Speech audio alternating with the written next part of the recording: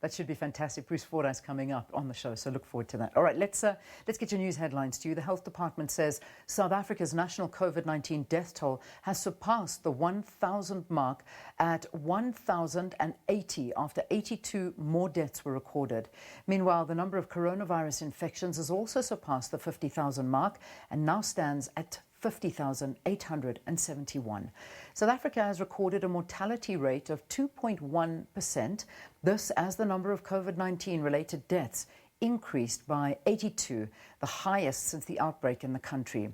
55 of the deaths were recorded in the Western Cape, 26 in the Eastern Cape, and 1 from KwaZulu-Natal. The Educators Union of South Africa will today approach the High Court in Pretoria to seek an interdict to stop the Basic Education Department from permanently reopening schools during Alert Level 3 of the lockdown. The union has raised concerns about safety and some schools' lack of readiness to open after a more than 2-month break. This comes amid reports of the shortage of personal protective equipment and a lack of water at some schools, especially in rural areas.